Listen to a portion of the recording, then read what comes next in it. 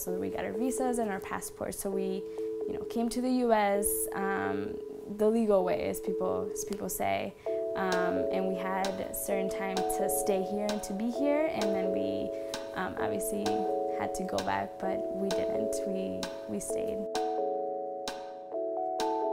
Because, growing up, I've always, I would hear from my own Latino friends that, oh, you're trying to be a schoolie because you get A's, or you're such a nerd because you're in a school play, when I was the only Latina student in it. Sometimes I would get called white wannabe, which is when I realized, whoa, like this education is for you too. I don't know where you're getting this idea of it's not for Latinos when it is. I think that's when I realized that I kind of had to separate myself from like the people that were putting me down and do what I needed to do, which was I loved choir, I loved theater, I loved many organizations, and I just was going to do them regardless of what I was, what people were saying about me. Being undocumented, you kind of, because you don't talk about it, you have to find an alternative story for yourself. So when people would ask me, like classmates that maybe still today don't know I'm undocumented or that I was in high school, I remember saying and thinking, okay, what story am I going to come up with next to tell them that I can't do it because people are going to ask? It was never a question of whether I was admitted or not, because I had, the resume and the grades and all that, done. I didn't have to worry about being admitted to Gustavus. It was always a question of finances and how I was going to be able to stay there for the 4 years.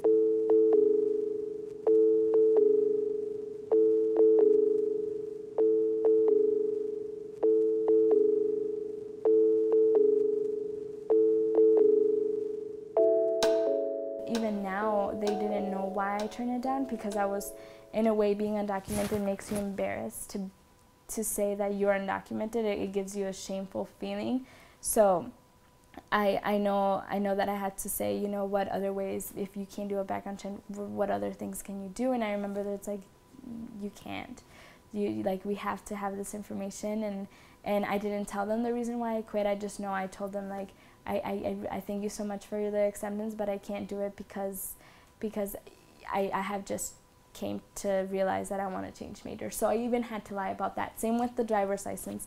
I had to come up with a lie. I thought college was going to give me that, what I've always wanted, which is an opportunity for me to be prepared to get a job in the real life. And I was banking that in this 4 years I was going to, the Dream Act was going to happen. And, even though it was all ambiguous, I thought, Gustavus is what I need in order for me to ultimately prove that I am deserving of staying here. So, going into finding out that I wasn't going to be able to be in the nursing program was finally the last slap in the face that I was ever able to handle, because I was like, this is not fair. You get into the point where there's really nothing else you can do. So if I get deported, well, at least I was doing something that I tried to change. So it really took for me to be like, well, I can't get a job after Gustavus, technically, because I can't work. So if I make protests, or if I'm in these rallies, or if I'm talking about it in a lot of these events at school, it's better for people to know than for me to get deported, because there's nothing I can do later.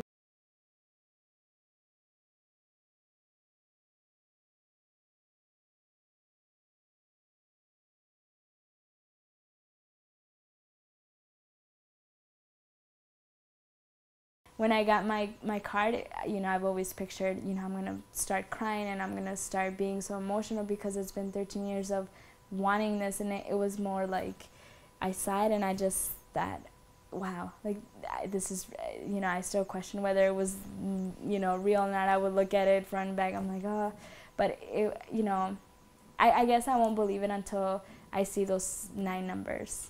It's always been about those 9 numbers.